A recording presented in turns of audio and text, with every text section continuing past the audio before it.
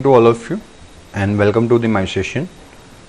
Actually we covered one or two topic, but let's start with beginning. Okay, वापस beginning से start करते हैं. Good. So Bohr's model for hydrogen atom. सबसे पहले बात करेंगे Bohr's model of hydrogen atom. सबसे पहले थोड़ा कंटेंट कंप्लीट कर लेंगे और उसके बाद जो भी टॉक रहेगा वो हम करेंगे. ओके, इन बिटवीन अगर आपको कोई डाउट्स आता है तो आप मुझे पूछ सकते हो. एंड सबको इंडिपेंडेंस डे की बधाई. ओके, 15 अगस्त कल आपको इंडिपेंडेंस डे रहेगा, तो शायद लेक्चर ना हो, तो एडवांस में आपको सबसे पहले हैप्पी इंडिपेंडेंस डे. ओके, चलो स्टार्ट करते हैं. Bohr's model for hydrogen atom. Niels Bohr was first to explain quantitatively the general features of the structure of hydrogen atom. सबसे पहले जनरल फीचर्स जो हाइड्रोजन एटम के थे वो रिलेट करने वाले फॉर्मूलाज के साथ, फिनोमिनन्स के साथ, वो थे निल्स बोहर. एंड उसके स्पेक्ट्रम्स के साथ उन्होंने उसके फीचर्स एंड स्पेक्ट्रम को एक साथ एक्सप्लेन किया. He used Planck's concept of quantization of energy E equals to NHF formula which is given by Mr. Planck to explain the black body radiation. और वही कॉन्सेप्ट इन्होंने बोहर ने यहाँ पे अप्लाई किया. Though the theory is not the modern quantum mechanics, it can be still used to rationalize many points in atomic structure and spectra. Okay, मतलब कि ये जो थियोरी है वो आज का मॉडर्न थ्योरी नहीं है, क्योंकि हम धीरे धीरे वही स्टेप पे आगे बढ़ रहे हैं कि what is the modern theory of atomic spectrum या फिर एटॉमिक स्ट्रक्चर. हम धीरे धीरे वहां पे बढ़ने वाले, बट फिर भी ए थ्योरी को काफी जगह पे रेशनलाइज किया जाता है एटॉमिक स्ट्रक्चर्स एंड स्पेक्ट्रम्स के बारे में समझने के लिए. So Bohr's model for hydrogen atom is based on following postulates. अलग अलग 4 to 5 पोस्टुलेट्स है. हम पहले पोस्टुलेट से स्टार्ट करते हैं. The electron in a hydrogen atom can move around nucleus in a circular path of fixed radius and energy. Electron जो है वो न्यूक्लियस के अराउंड रोटेट करते हैं, लेकिन फिक्स पाथ पे. ओके, जिसके पास क्या हो, पर्टिकुलर फिक्स रेडियस हो और एनर्जी हो. This paths are called orbit. इस पाथ को हम ऑर्बिट बोलते हैं. क्या बोलते हैं? ऑर्बिट. स्टेशनरी स्टेट्स और अलाउड एनर्जी स्टेट. ऑर्बिट्स बोल सकते हैं, या तो फिर स्टेशनरी स्टेट्स बोलते हैं, या तो फिर अलाउड एनर्जी स्टेट्स बोलते हैं, क्योंकि यहाँ पे बोहर का एजम्पशंस था कि एनर्जी जो है वो रेडिएट नहीं होगा, गेन नहीं होगा. मतलब कि ना तो एनर्जी का गेन होगा ना तो एनर्जी का लॉस होगा. So this orbits are arranged concentrically around the nucleus. ये जो ऑर्बिट्स है वो न्यूक्लियस के अराउंड ऐसे कोसेंट्रिक सर्कल्स जैसे होते हैं, जिनका एक ही सेंटर होता है और अलग अलग रेडियस होता है, वैसे अरेंज होते हैं. This is the first postulates. और वो फर्स्ट पोस्टुलेट जो है वो आपको बता रहा है कि कैसे ऑर्बिटल्स अरेंज है around the nucleus. Second postulates क्या बता रहा है? The energy of an electron in an orbit does not change with the time. Energy जो है वो चेंज नहीं होगा टाइम के साथ, और इसीलिए तो उसको स्टेशनरी ऑर्बिट्स या तो फिर कांस्टेंट एनर्जी ऑर्बिट्स बोला गया है. However the electron will move from lower stationary state to higher stationary state when required amount of energy is absorbed by the electron, or energy is emitted when moves from higher stationary state to lower stationary states according to the equation. हम धीरे रह के बाद में पढ़ने ही वाले हैं, लेकिन the thing is that कि अगर इलेक्ट्रॉन जो है वो लोअर एनर्जी स्टेट से हायर एनर्जी स्टेट पे जा रहा है तो एनर्जी एब्जॉर्ब करेगा, और अगर वो हायर एनर्जी स्टेट से लोअर एनर्जी स्टेट में जा रहा है तो एनर्जी को जो एब्जॉर्ब एनर्जी था उसको रिलीज करेगा. जैसे कि आपका लोअर एनर्जी स्टेट है आपका हाउस, एनर्जी मतलब पैसा. देन हाउस में आपके पास कम एनर्जी रहती है, लेकिन अगर आप कहीं घूमने जा रहे हो, मनाली जा रहे हो, है ना, सोचो शिमला जा रहे हो, वादियों में जा रहे हो, हिमाचल प्रदेश, तो आपको क्या चाहिए? पैसा. You absorb the energy from your parents and go outside. Okay, but जब आप वापस हायर एनर्जी स्टेट से लोअर एनर्जी स्टेट में आ रहे हो, यानी कि घूम के वापस आप आ रहे हो अपने हाउस पे, तो आपने जो एनर्जी एब्जॉर्ब किया था वो आप बाहर एमिट करके आओगे, है ना. That is the phenomenon. The energy change does not take place in a continuous manner, है ना. मान लो कि अगर आप 2000, 10,000, 15,000 लेके घूमने गए हो, तो क्या सब एक ही जगह पे एक ही दुकान में गए, 15,000 दे दिए, फिर घर आ गए? That is not possible. आप डिसकंटिन्यूअस मैनर में उसको क्या करने वाले हो? खर्च करने वाले हो. लाइकवाइज इलेक्ट्रॉन भी कभी भी कंटिन्यूअस मैनर में एनर्जी एब्जॉर्ब नहीं करता है, ना कंटिन्यूअस मैनर में एनर्जी को क्या करेगा? रेडिएट करेगा, इमर्ज करेगा. थर्ड पोस्टुलेट समझने जाए उससे पहले हमें एंगुलर मोमेंटम के बारे में समझना पड़ेगा। तो जैसे लीनियर मोमेंटम पी आप फिजिक्स में पढ़ोगे वो है मास इंटू वेलोसिटी, वैसे एंगुलर मोमेंटम होता है L, that is I into omega. जैसे मास रोल प्ले करता है कोई लीनियर मोशन में, वैसे रोटेशनल मोशन में आई रोल प्ले करता है। जैसे straight line motion linear motion में वेलोसिटी v होता है, वैसे रोटेशनल मोशन में एंगुलर वेलोसिटी ओमेगा होता है। So linear momentum is the product of mass and linear velocity. Likewise, angular momentum is the product of moment of inertia and angular velocity omega. For electron of mass me moving in a circular path of radius r around the nucleus, then the angular momentum, that is I omega, और I equals to क्या होगा mr square and omega equals to क्या होगा v अपन r। ये दोनों values यहाँ पे put करते हैं, m r square v upon r, एक आर कट हो जाएगा तो m v r is nothing but angular momentum L. आप एक्चुअली में फिजिक्स में पढ़ने वाले हो लेकिन यहाँ पे थोड़ा सा आइडिया चाहिए हुआ था। So the frequency of radiation absorb और emitted when the transitions occurs between the two stationary states, जब दो स्टेशनरी स्टेट्स चाहे लोअर टू हायर या हायर टू लोअर इलेक्ट्रॉन को मूव करना हो, ट्रांजिस्ट करना हो, बराबर, तो कितनी फ्रीक्वेंसी निकलती है। तो मान लो कि डेल्टा ई जो है वो दोनों स्टेट के बीच का एनर्जी चेंज है। डेल्टा ई जो है वो दोनों स्टेट के बीच का एनर्जी चेंज है। सो एनर्जी चेंज अगर डेल्टा ई हो तो according to the Planck concept E equals to H f होता है। मुझे एफ चाहिए तो ई को डिवाइड करो एच से, तो डेल्टा ई को डिवाइड किया एच से, then you will get frequency. Now delta E यानी कि change in energy, change in energy यानी कि energy in a second state यानी final state minus energy in a initial state upon h. Here E1 and E2 are the energies of lower and higher energy, higher allowed energy state. अगर वो lower से कहा जा रहा है higher, and this expression is commonly known as Bohr frequency rule. उस expression को बोला जाता है Bohr frequency rule।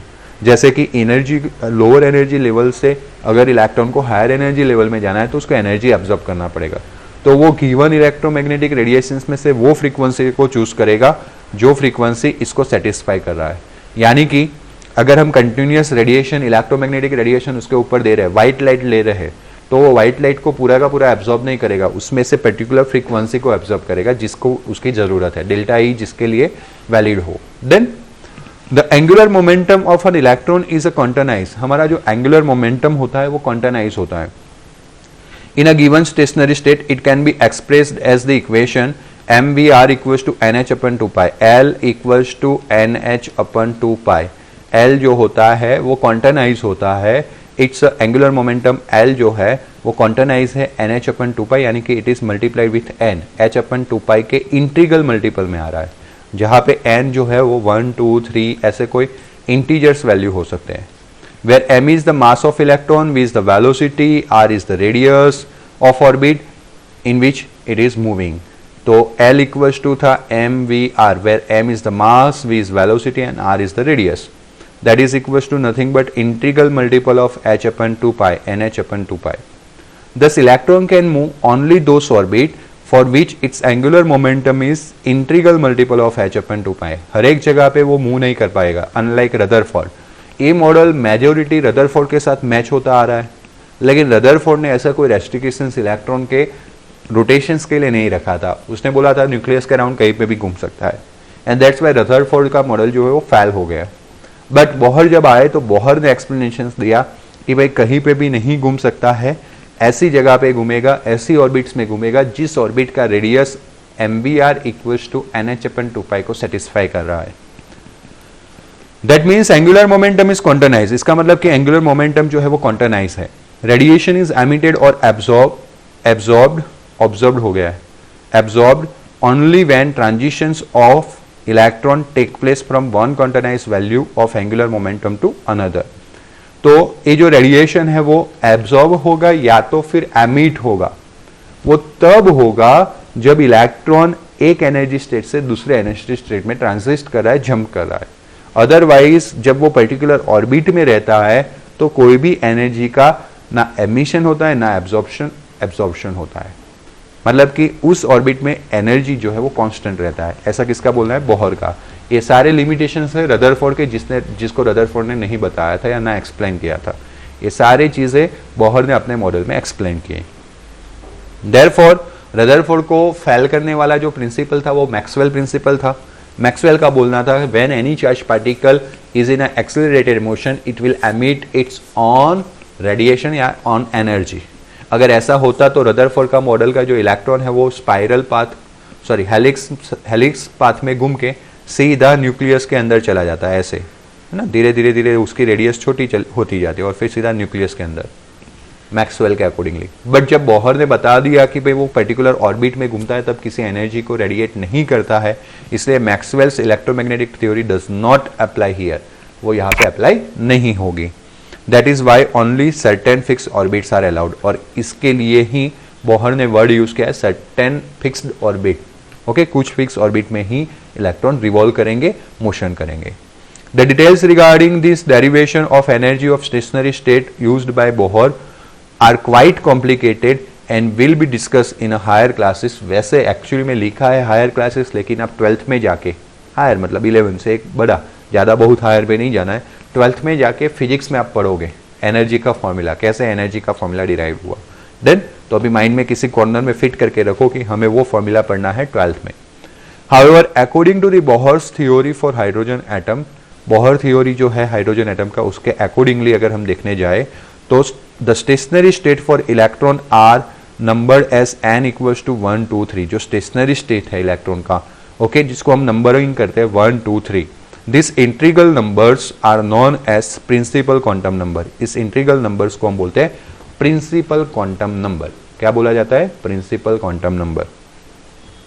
So stationary state for electron are numbered as n equals to 1 2 3 and ये जो इंटीग्रल नंबर्स है उसको हम बोलते हैं प्रिंसिपल क्वांटम नंबर्स। ये चीज अच्छे से याद रखना है। दूसरी बात, क्योंकि हमें आगे जरूरत पड़ेगी जब हम क्वांटम नंबर्स वाले थ्योरी पढ़ेंगे। दूसरी बात, the radii for stationary states can be express as this formula. ये फॉर्मूला भी याद रखना है, 12th में भी आएगा। अभी भी हम इस चैप्टर के थ्योरी को खत्म करके पहले इल्यूस्ट्रेशन करने वाले, वहां पे भी आपको जरूरत पड़ेगी। तो किसी भी ऑर्बिट की रेडियस को हम n² इंटू a0, आप फिजिक्स में पढ़ोगे 12th स्टैंडर्ड में r0, एक कांस्टेंट को वहां पे r0 बोला गया है, यहाँ पे a0 बोला गया है। दोनों जगह पे वैल्यू तो सेम ही है क्योंकि कांस्टेंट सेम है, दैट इज 52.9 पिकोमीटर। तो रेडियस इस वाले फॉर्मूला से डिसाइड हो जाता है। बोहर ने डेरिवेशंस के थ्रू इस रेडियस को एक्सेप्ट किया है। हम यहाँ पे डेरिवेशन नहीं पढ़ने वाले हैं, सीधा वैल्यू को याद रखेंगे। दस the radius of first stationery state is called Bohr orbit, और इसीलिए अगर मैं Rn में n² 1² इंटू a0 रखूं तो Rn equals to, in short r first, n की जगह पे हमने 1 रखा है, a0 हो जाएगा 52.9 पिकोमीटर आ जाएगा। This 52.9 picometre is the radius of first orbit, और उसको हम बोलते हैं बोहर ऑर्बिट। क्या बोलते हैं? Bohr orbit. क्योंकि हाइड्रोजन के लिए एक ही ऑर्बिट की जरूरत थी, क्योंकि हाइड्रोजन में एक ही इलेक्ट्रॉन था, इसलिए बोहर ने सिर्फ एक ही ऑर्बिट को डिफाइन किया एंड उसको हम बोलते हैं Bohr orbit. Normally the electron in a hydrogen atom is found in this orbit, जो मैंने बात किया, n equals to 1। As n increase the value of r decrease, जैसे इंक्रीज, जैसे आप देख सकते हो Rn इक्वल्स टू n² है, मतलब कि r प्रोपोर्शनल टू n² है। ओके, तो जैसे जैसे जैसे आप n इंक्रीज करोगे रेडियस भी इंक्रीज होता जाएगा। In the other word, electron will present away from the nucleus. Radius increase होना मतलब क्या? इलेक्ट्रॉन का न्यूक्लियस से डिस्टेंस बढ़ते जाना, ओके, अवे होते जाना। The most important property associated with the electron, most important property जो है, जो एसोसिएट होता है इलेक्ट्रॉन के साथ, that is energy of its stationery state, उसके स्टेशनरी स्टेट का energy. And it is given by expression, और वो कौन से एक्सप्रेशंस के थ्रू दिया जाता है? That En equals to -RH/n²। वैसे हम यहाँ पे डायरेक्ट एडप्ट कर रहे हैं एनर्जी का, ये जो इक्वेशन है हम 12th साइंस में डिराइव करके रखने वाले हैं, याद रखने वाले हैं या फिर डिराइव करने वाले हैं। यहाँ पे हम इसको डायरेक्ट ले रहे हैं and that is En equals to -RH/n², where n equals to again principal quantum number 1 2 3। हमने बोला था कि ये इंटीग्रल मल्टीपल्स जो है उसको हम 1 2 3 प्रिंसिपल क्वांटम नंबर लेने वाले हैं। This r is nothing but Rydberg constant, उसको हम बोलते हैं Rydberg constant, and that's value is 2.18 × 10⁻⁻18 joule. उसका वैल्यू है कि 2.18 × 10⁻⁻18 जूल। यहाँ पे एनर्जी के केस में ध्यान देना, दो अलग अलग जगह पे अलग अलग है, क्योंकि आगे आपने एक वेव नंबर 1/λ वाला फॉर्मूला पढ़ा था, वहां पे कुछ अलग था और यहाँ पे कुछ अलग है, इसीलिए प्लीज ध्यान देना। ये एनर्जी का फॉर्मूला है, वहां पे है 2.18 क्रॉस 10⁻18 जूल।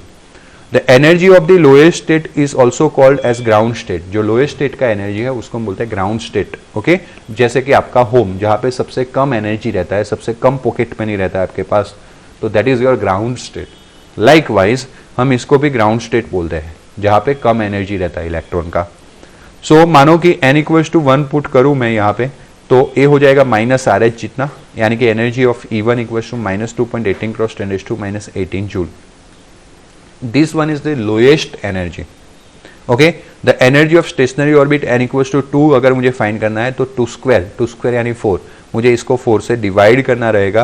तो 2.18 को 4 से डिवाइड करूंगा तो it will be a -0.54 cross 10⁻18 joule. So देखो, ए सबसे छोटा माना जाएगा क्योंकि नेगेटिव में मोस्ट ग्रेटर वैल्यू यानी मोस्ट नेगेटिव, और वो सबसे छोटा क्वांटिटी होता है, और इससे थोड़ा बढ़ गया, एंड दैट्स वाई n=1 के रिगार्डिंग जो भी एनर्जी मिलेगा वो सबसे कम एनर्जी रहेगा। ओके, एनर्जी भी नेगेटिव हो सकता है, दिस इज बाउंड एनर्जी, है ना। वो एक स्टोरी मैंने बताया था कि आप किसी सोसाइटी में रहते हो, यहाँ पे गेट है, यहाँ पे शॉप है, देन शॉप वाले के पास आपका 500 रुपये का डेबिट है, तो आपके पास पॉकेट में एक भी रुपया नहीं है, फिर भी आपका बैंक बैलेंस है -500, और ड्यू टू दिस -500 आप कहीं घूमने नहीं जा सकते हो, है ना, इस सोसाइटी को छोड़ के नहीं जा रहे हो। वैसे इलेक्ट्रॉन अपनी ऑर्बिट को छोड़ के नहीं जाएगा due to this negative energy. Clear Himanshu? Sorry Harsh ने पूछा था। Okay, so this negative sign represents the bound energy. Electron is bound in that orbit, इसीलिए वो अपनी ऑर्बिट को छोड़ नहीं रहा है, और न्यूक्लियस के अराउंड थ्रू द अट्रैक्शन उसी ऑर्बिट में घूमता रहता है। ये बाउंड आया कहां से? बाउंडनेस, उसको बांध के किसने रखा है? अट्रैक्शन ऑफ न्यूक्लियस ने। सो दिस इज द थिंग, और उसको रिप्रेजेंट करने के लिए हम नेगेटिव वर्ड यूज कर रहे हैं। वैसे माय डियर स्टूडेंट्स, अगर आपके पास कैल्सी है तो इस इक्वेशन को थोड़ा सिंपल बना सकते हैं कि ये जो En है that is equals to -2.18 cross 10⁻18 अपन n² है, but it's in terms of joule. So -2.18 cross 10⁻18 मैं अगर इसको 1.6 क्रॉस 10⁻19 से n² तो है ही है, उससे डिवाइड कर लूँ तो it is converts into electron volt.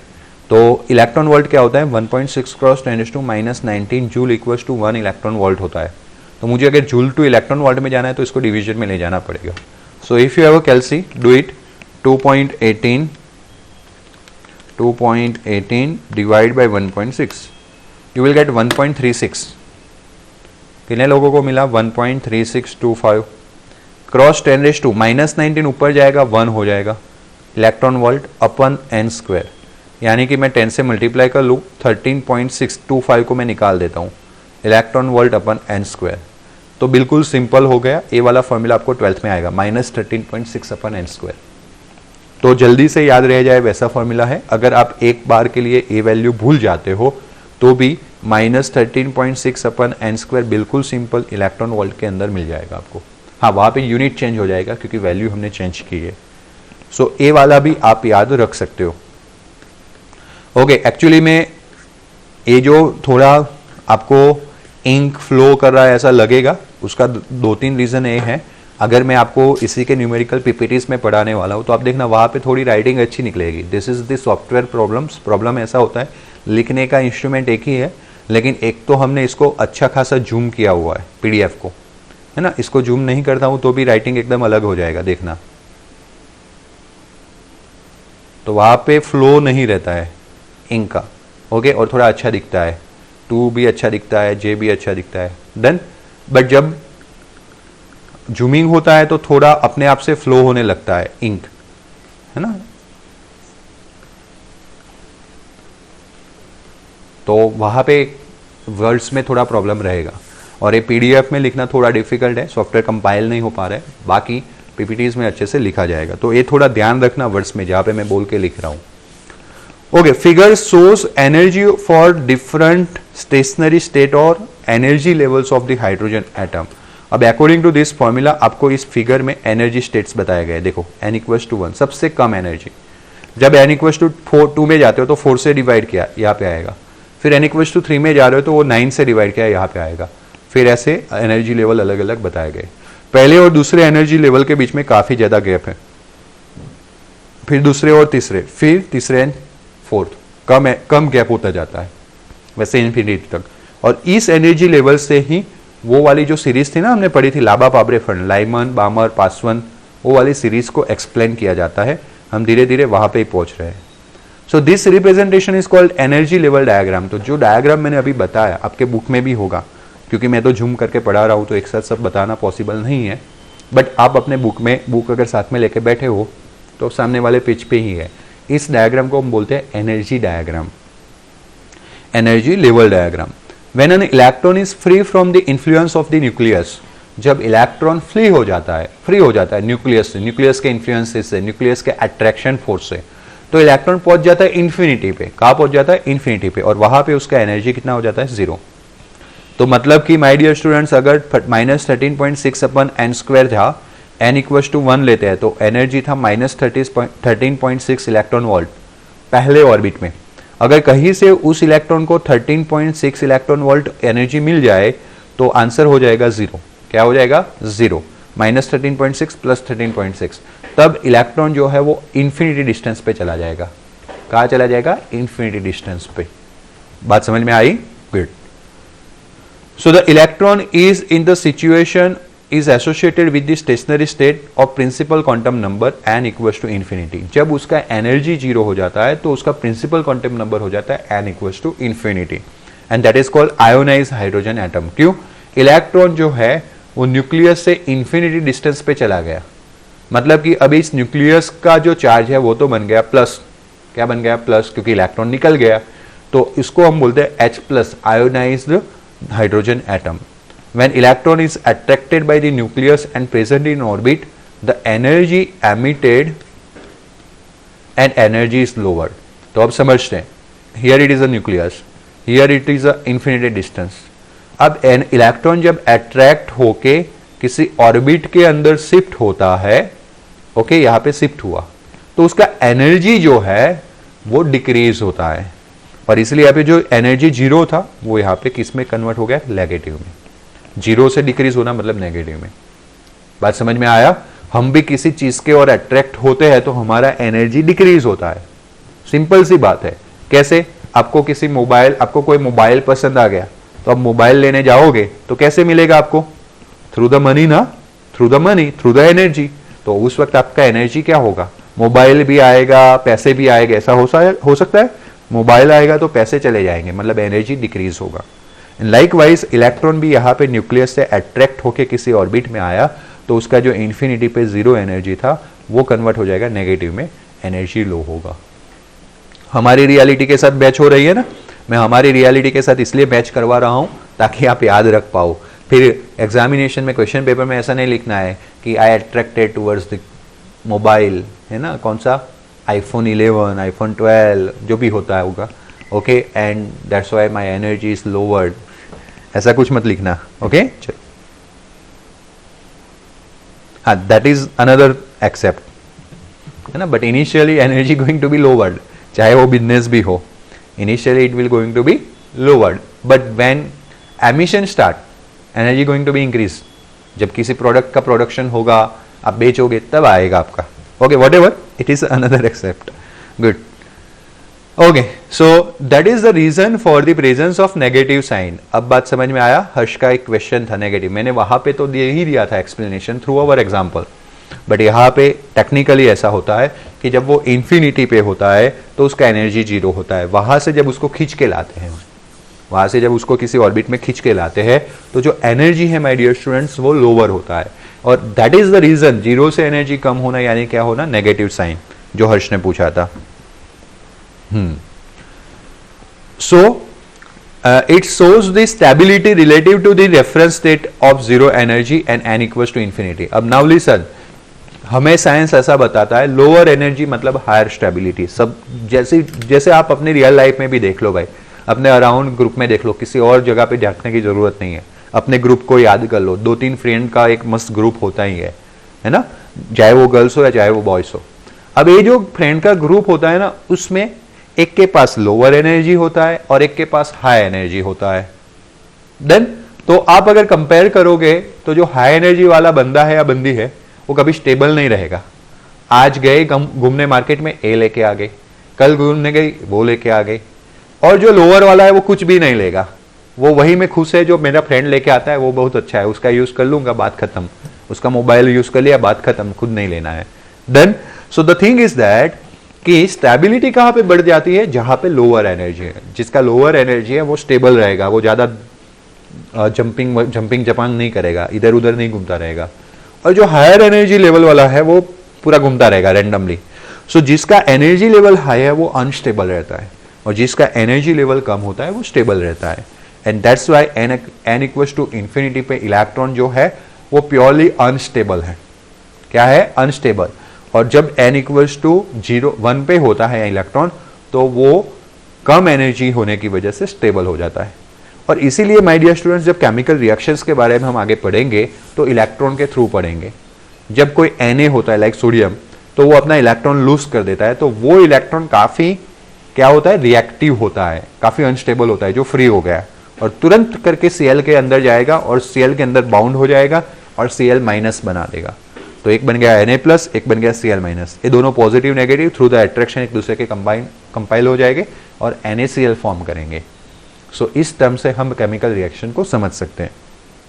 Okay, और एक चीज थी, that is the Bohr theory can also be applied to ions containing only 1 electron. Bohr का ये जो थ्योरी था वो स्पेशली हाइड्रोजन के लिए था, और हाइड्रोजन में एक इलेक्ट्रॉन है।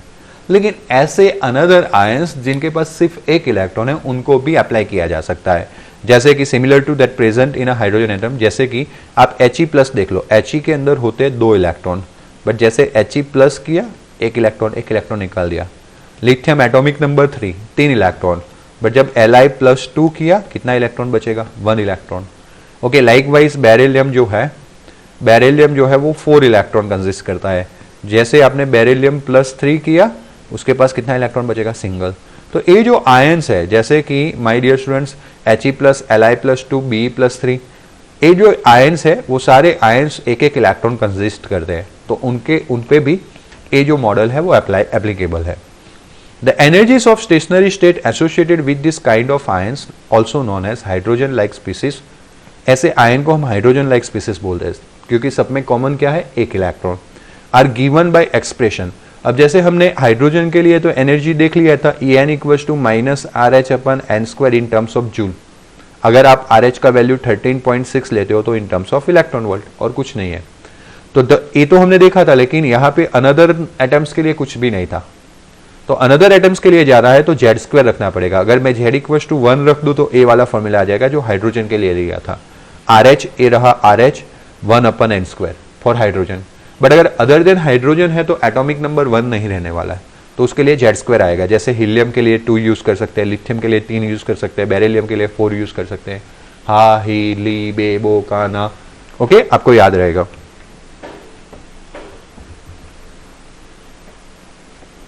Oh, don't worry, I will give 1 marks. Okay, अगर 1 marks में होगा तो it's okay.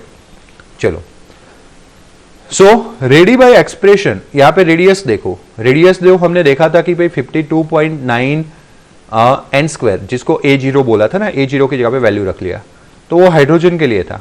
लेकिन अनदर एटम्स के लिए है तो डिवाइड बाय Z करना है, Z से एटॉमिक नंबर से डिवाइड करना है। तो ये दोनों जनरल एक्सप्रेशन हो गए। अगर आपको इसको हाइड्रोजन के लिए कन्वर्ट करना है तो Z इक्वल्स टू 1 रख दो, यहाँ पे Z इक्वल्स टू 1 रख दो तो 52.9 n² आ जाएगा। Where Z is the atomic number, value 2 and 3 for helium and lithium. Helium के लिए 2 atomic number, lithium के लिए 3 respectively. From the above equation, it is evident that value of energy become more negative and that the radius smaller with increase in Z. अगर आप atomic number बढ़ाते हो तो atomic number बढ़ाने से energy बढ़ जाएगा, वैल्यू बढ़ेगा, और ये ज्यादा नेगेटिव होता जाएगा। आगे माइनस है ना, मोर नेगेटिव होता जाएगा। यहाँ पे आप एटॉमिक नंबर बढ़ाते हो तो ये डिनोमिनेटर में है, इसलिए रेडियस डिक्रीज होगा। तो जब एटॉमिक नंबर बढ़ता है तो रेडियस डिक्रीज होता है। रेडियस डिक्रीज होता है मतलब कि electron goes towards the nucleus, electrons nucleus के नजदीक जाते हैं। इलेक्ट्रॉन अगर न्यूक्लियस के नजदीक जाते हैं तो अट्रैक्शन बढ़ जाता है, अट्रैक्शन बढ़ जाता है तो एनर्जी और डाउन हो जाता है, मोर नेगेटिव हो जाता है। क्लियर है? सो ये सारे लॉजिक एक दूसरे के साथ मैच हो रहे हैं. फ्रॉम दी सॉरी हाँ, so radius becomes smaller with increase in Z. This means that electron will be tightly bound with the nucleus. और एनर्जी ज्यादा नेगेटिव होना मतलब कि बाउंड जो था वो टाइट हो गया है. नाउ इसीलिए हम बोलते हैं ना कि हाइड्रोजन जो सबसे छोटा एलिमेंट है उसमें से इलेक्ट्रॉन निकालना इजी है. बाकी आगे जाओ तो इलेक्ट्रॉन निकालना डिफिकल्ट हो जाता है क्योंकि इलेक्ट्रॉन का जो रेडियस है वो कम हो जाता है और बाउंडनेस जो है वो टाइट हो जाता है. It is also possible to calculate the velocity of electron moving in this orbit. Also, how it is possible? mvr equals to nh upon 2 pi. आपने फर्स्ट ऑर्बिट ले लिया तो n इक्वल्स टू 1, h का value पता होता है, 2 पाई का value पता होता है, r आप फाइंड कर लोगे, r equals to r0 n square, r0 मतलब 52.9 अपन z, इस वाले वैल्यू से तो r पता चल जाएगा. आपको मास ऑफ इलेक्ट्रॉन पता होता है, आप वेलोसिटी फाइंड कर सकते हो. सो वो बोहर का concept mvr equals to nh upon 2 pi use करके हम वेलोसिटी फाइंड कर सकते हैं. Although precise equation is not given here, qualitatively the magnitude of velocity of electron increase with increase in positive charge of the on the nucleus and decrease with increase of principal quantum number. Okay, अच्छे से समझना. Actually में यहाँ पे बोला है कि velocity का कोई क्वालिटिव फॉर्मूला नहीं दिया गया है, मैंने यहाँ पे सिर्फ वे बताया कि कैसे करना है. हम वेलोसिटी का फॉर्मूला एग्जैक्टली पढ़ने वाले हैं 12th साइंस फिजिक्स में. बट आपको यहाँ पे दो कंक्लूजन याद रखने हैं. सबसे पहले तो जो वेलोसिटी है that increase with increase in positive charge. अगर न्यूक्लियस में पॉजिटिव चार्ज इंक्रीज होता है, यानी कि माय डियर स्टूडेंट्स अगर जेड इंक्रीज होता है, क्या इंक्रीज होता है, जेड, तो your velocity also going to be increase. Atomic number अगर इंक्रीज होता है यानी कि न्यूक्लियस के अंदर पॉजिटिव चार्ज इंक्रीज होता है तो velocity going to be increase. But अगर एन इंक्रीज होता है, प्रिंसिपल क्वांटम नंबर इंक्रीज होता है, तो velocity going to be decrease. ये चीज आपको याद रखना है. आप सेम एटम में जैसे जैसे दूर जाते हो वेलोसिटी क्या होता जाएगा, कम होता जाएगा. जो सबसे नजदीक का इलेक्ट्रॉन रहेगा वो सबसे ज्यादा फास्ट वेलोसिटी से मूव करेगा. So this are the conclusion about Bohr's model. चलो कोई भी डाउट हो तो आप मुझे बता दीजिए, नहीं तो थोड़ा सा एक टॉपिक है वो हम आगे बढ़ाते हैं. नहीं है कोई डाउट तो आप नेक्स्ट लिख के कमेंट कर सकते हो. Okay. Explanation of line spectrum of hydrogen. Line spectrum observed in case of hydrogen atom as mentioned in the section can be explained qualitatively by using Bohr's model.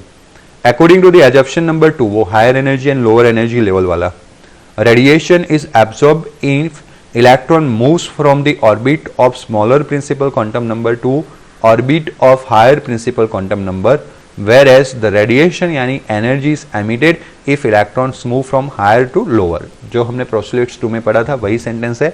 Lower to higher जाने के लिए energy absorb करना पड़ेगा और higher to lower आने के लिए energy emit करना पड़ेगा.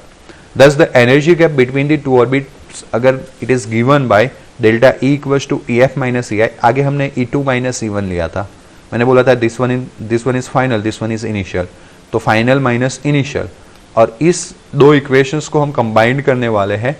देन वी विल गेट, सबसे पहले कौन से दो इक्वेशन है वो देख लेते हैं. हाइड्रोजन के लिए स्टडी कर रहे हैं तो minus R H upon N square था. अब माय डियर स्टूडेंट समझना, जो मैं लिख रहा हूं उसमें ई एफ माइनस ई आई है.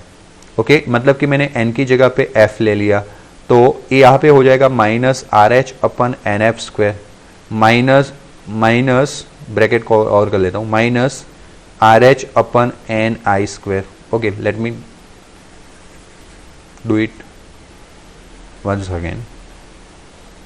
Okay, so the thing is that मानो कि मैं यहाँ पे डेल्टा ई फाइंड कर रहा हूँ ई एफ माइनस ई आई से, और that is equals to E F यहाँ पे लिख रहा हूँ according to this formula R H N F square minus again A minus formula का और ए माइनस इस फॉर्मूला का जिसमें ई एन था, तो again minus R H upon N I square. जहाँ पे एन स्क्वायर था आई के लिए एन आई ले लिया, एफ के लिए एन एफ ले लिया. अब ये माइनस माइनस क्या हो जाएगा, वही फॉर्मूला यहाँ पे आपको लिख के दिया गया है. Then where N I and N F stands for initial and final orbits. अब यहाँ पे क्या होगा, ये माइनस माइनस प्लस, तो R H upon N F square minus minus plus R H upon N I square. यहाँ से R H common निकाल देता हूँ, ये रहा आर एच कॉमन, तो ये प्लस वाला आगे और माइनस वाला पीछे, 1 upon N I square minus 1 upon N F square. This is the formula of delta E according to Bohr's postulate. Now ये जो आर एच है उसका वैल्यू है 2.18 cross 10⁻18 1 upon N I square minus 1 upon N F square. Now the frequency F, ये जो frequency F है that is associated with the absorption and emission. ये जो फ्रीक्वेंसी है वो एब्जॉर्प्शन एंड एमिशंस के साथ एसोसिएट है। और photon can be evaluated using equation, आपने अभी आगे देखा था delta E equals to H F. तो मुझे अगर फ्रीक्वेंसी जो एब्जॉर्प्शन है या फिर एमिशन उसके साथ कैसे इवेल्युएट होता होगा, या कि कौन से फ्रीक्वेंसी का एब्जॉर्प्शन होता होगा या कौन से फ्रीक्वेंसी का एमिशन होता होगा, तो that is delta E by H. Delta E by H, H जाएगा डिवीजन में, तो डेल्टा ई बाई एच समझते जाना। तो यहाँ पे आपको मिलेगा फ्रीक्वेंसी, पूरा मैथमेटिकल है, frequency F equals to delta E by H. Delta E का वैल्यू आपके पास ए रहा, उसको आपको एच से डिवाइड करना है, तो सिंपल इसके डिनोमिनेटर में एच रख देते हैं। पहले ए वाला फॉर्मूला लिया, इसके डिनोमिनेटर में एच लिखा, आर एच अपन एच, और फिर ये वैल्यू ले लिया और आर एच एंड एच का वैल्यू पुट किया। तो यहाँ तक किसी को ए स्टार किया, उस इक्वेशन तक किसी को कोई डाउट हो तो पूछ सकता है ना। जनरली मैं रिवीजन करवा दूँ तो ई एन का फॉर्मूला लिया, ई एफ माइनस ई आई करके हमने फाइनली ए फॉर्मूला डिराइव्ड किया, आर एच का वैल्यू रख के लिया, फिर delta E equals to H F formula से F equals to delta E by H. Okay, यानी कि डेल्टा ई के दोनों फॉर्मूला में हमने एच से डिवाइड किया, पहले ए वाले आर एच वाले फॉर्मूला में एच से डिवाइड किया, फिर आर एच का वैल्यू रख लिया और एच का वैल्यू रख लिया। जब मैं आर एच और एच को डिवाइड करता हूँ, ये वैल्यूज रखता हूँ, दोनों वैल्यू आपको याद होने चाहिए, 2.18 क्रॉस 10⁻18 और यहाँ पे 6.626 क्रॉस 10⁻34। ये दोनों वैल्यूज का जो डिफरेंस है, मतलब कि डिवीजन है, you will get 3.29 cross 10⁻15। You will use calci and verified it. So this is nothing but frequency, और फ्रीक्वेंसी का जो यूनिट है that is hertz. When electron move from I orbit to F orbit, उसकी बात हो रही है। Now my dear students, मुझे वेव नंबर चाहिए। वैसे मैं तो बोलता हूँ वेव नंबर को 1 अपन लैम्बडा लिखो। वेव नंबर को क्या लिखना होता है, 1 अपन लैम्बडा। और मैंने आपको सिखाया था कि भाई लैम्बडा का जो यूनिट है वो मीटर होता है और एफ का यूनिट होता है वो 1 अपन सेकेंड होता है। तो मीटर इंटू 1 अपन सेकेंड, मैं तो ये यूनिट से याद रखता हूँ, मीटर इंटू 1 अपन सेकेंड हो जाता है मीटर पर सेकेंड, यानी सी मिलेगा। तो फॉर्मूला रहेगा C equals to F lambda. So 1 upon lambda, मैं लैम्बडा को इधर ले लूँ तो वो बन जाएगा F by C. So this is 1 upon lambda wave number F by C.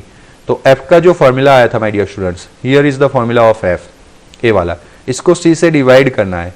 तो सिंपल है ना कि ये तो वैसे का वैसा रहेगा, ए सी इसको दे दो एच के साथ, एंड दैट्स वाई यहां पे ए हो गया आपका C, R H upon H C. Clear? So R H upon H C 1 upon N I square minus 1 upon N F square. R H का वैल्यू लेते हैं 3.29 क्रॉस 10⁻15, एच का वैल्यू लेते हैं, okay sorry, are H upon H का value already हमने found करके रखा था 3.29 क्रॉस 10⁻15। तो आर एच अपन एच का वैल्यू ले लिया और सी का वैल्यू ले लिया 3 क्रॉस 10⁸। ये दोनों का हमने रेशियो लिया तो यू विल गेट 1.09677 क्रॉस 10⁻7। तो दिस इज अगेन रीडबर्ग कांस्टेंट, इसको भी हमने आगे रीडबर्ग कांस्टेंट बोला था, आगे हमने जब सीरीज वाला पढ़ा था। तो देखो मैं बोला था कि 1 अपन लैम्बडा में जो कांस्टेंट आता है वो है 1.09 क्रॉस 10⁻7, बट जब एनर्जी वाला में आता है तो 2.18 क्रॉस 10⁻18। ये दोनों कांस्टेंट जो है वो अलग अलग है, याद रखना न्यूमेरिकल में। एनर्जी वाला यूज कर रहे हो तो ए कांस्टेंट और उसके साथ 1 upon N I square minus 1 upon N F square. और अगर आप लैम्बडा में यूज कर रहे हो 1 अपन लैम्बडा वेव नंबर में तो ए वाला कांस्टेंट और उसके साथ 1 upon N I square minus 1 upon N F square. कितने लोगों को ये बात क्लियर हुई? टेल मी फास्ट, कितने लोगों को बात क्लियर हुई? Good. Okay, in case of absorption spectrum, जब एन एफ बड़ा होता है एन आई से, यानी कि लोअर ऑर्बिट में से बड़े ऑर्बिट में जाता है, the term in the parenthesis, मतलब कि ब्रैकेट के अंदर जो टर्म्स है ए वाला टर्म्स, दैट इज पॉजिटिव। क्यों? एन आई छोटा है और एन एफ बड़ा है। अगर एन आई छोटा है तो पूरा रेशियो जो है वो बड़ा हो जाएगा, डिनोमिनेटर छोटा रेशियो बड़ा, और डिनोमिनेटर बड़ा रेशियो छोटा, तो बड़े में से छोटा कट करेंगे, answer positive.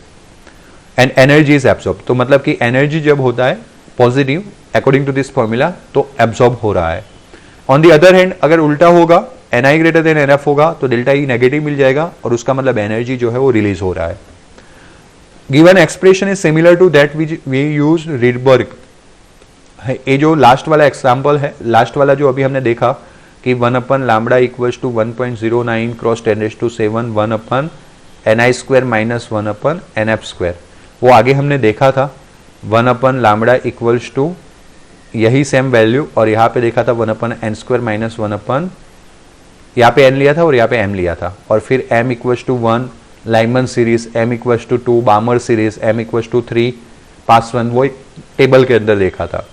So that is Rydberg derived empirically using the experimental data. A वाला जो इक्वेशन हम बोहर के थ्रू लेके आए इसके साथ मैच हो रहा है जो रीडबर्ग ने एम्पिरिकली एक्सपेरिमेंटल डेटा का स्टडी करके मैच किया था, और इसके थ्रू हम बोल सकते हैं कि बोहर का जो मॉडल है वो सक्सेस है. Okay, up to hydrogen only. Further each spectral line whether the absorption or emission spectrum can be associated to a particular transition in a hydrogen atom. In case of large number of hydrogen atom, different possible transition can be observed and thus leading to a large number of spectral lines. अगर एक से ज़्यादा hydrogen atoms होते हैं तो एक से काफ़ी सारे आपको स्पेक्ट्रल लाइन्स मिलते हैं. And so the brightness and intensity of spectral line depends upon the number of photons of the same wavelength और फ्रीक्वेंसी एब्सॉर्ब और एमिटेड. तो जब हाइड्रोजन स्पेक्ट्रम का स्टडी करते हैं तो उसमें जो लाइंस का ब्राइटनेस और इंटेंसिटी होता है वो डिपेंड्स रहता है कि कितने नंबर ऑफ फोटॉन्स के साथ इंटरेक्शन हुआ है. सो this is all about hydrogen spectrum explanation through the mathematical steps through the Bohr model. Okay, और लास्ट में वो जो रीडबर्ग का एम्पिरिकल फॉर्मूला था उसके साथ कोइंसिस्ट हो गया. देन तो यहाँ तक की बातें हमने की. अब जब नेक्स्ट लेक्चर देखेंगे तब हम लिमिटेशन ऑफ बोहर मॉडल से स्टार्ट करेंगे. ओके, सो चलो फिर यहाँ पे रुकते हैं और फटाफट से